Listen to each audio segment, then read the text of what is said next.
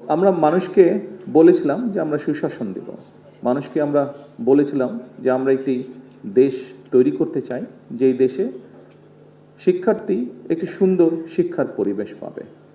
আমরা মানুষকে বলেছিলাম আমরা একটি দেশ তৈরি করতে চাই যেখানে নারী পুরুষ শিশু সকলে নিরাপদে রাস্তায় চলতে পারবে। আমরা মানুষকে যখন স্বৈরাচারের বিরুদ্ধে ফ্যাসিবাদের বিরুদ্ধে আমরা আন্দোলন করছিলাম তখন আমরা বলেছিলাম যে আমাদের উপরে যেরকম অত্যাচার নির্যাতন হচ্ছে, যেরকম গুম খুনের শিকার হচ্ছে রাজনৈতিক দলের নেতাকর্মীরা, আমরা চাই দেশে এমন একটি রাজনৈতিক পরিস্থিতি হোক যেখানে আমরা ডিবেট করব, কথা বলবো, কিন্তু এরকম পরিস্থিতি আমরা তৈরি হতে দেব না। এরকম অনেকগুলো আমরা কথা বলেছিলাম। প্রিয় নেতৃবৃন্দ, যেই কথাটি বলছিলাম, যুদ্ধ একটি শেষ হয়েছে, এখন আরেকটি যুদ্ধ শুরু হয়েছে। কি সেই যুদ্ধ? সেই যুদ্ধটি হচ্ছে আমরা মানুষকে যে কমিটমেন্ট দিয়েছিলাম সেই কমিটমেন্টগুলোর বাস্তবায়ন করা। এবং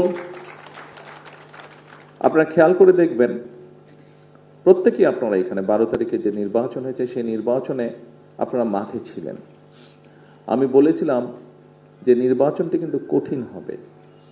আপনারা প্রত্যেকেই পরতে পরতে সেটা কিন্তু অনুভব করেছিলেন। মানুষ আমাদের দলের পক্ষে, আমাদের ম্যানিফেস্টোর পক্ষে আমাদেরকে মানুষ সমর্থন দিয়েছে।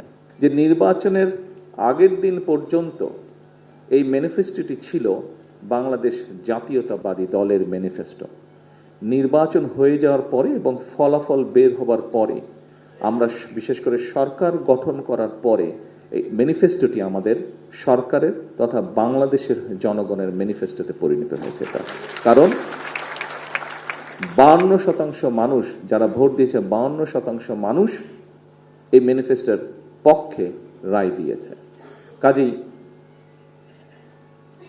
প্রিয় নেতৃবৃন্দ, আমাদেরকে এখন এই ম্যানিফেস্টোতে আমরা যা যা বলেছি আমাদের সর্বোচ্চ দিয়ে সরকারকে চেষ্টা করতে হবে এই ম্যানিফেস্টোর বাস্তবায়ন করার জন্য।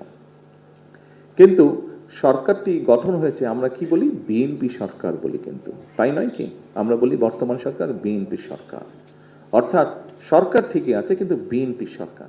সেজন্য বিএনপি যদি সহযোগিতা না করে অনেক ক্ষেত্রেই সরকার সফল হতে পারবে না। এবং বিএনপির সফলতা তখনই নির্ভর করছে যখন আপনারা এখানে উপস্থিত প্রত্যেকটি মানুষ এবং আপনারা যাদেরকে নেতৃত্ব দিচ্ছেন তাদেরকে সাথে নিয়ে সরকারের পেছনে এসে না দাঁড়ান। তা এর বাইরেই হলে আমরা সরকারকে কাঙ্ক্ষিত লক্ষ্যে নিয়ে যেতে পারবো না। সেজন্যই উপস্থিত সকল নেতৃবৃন্দ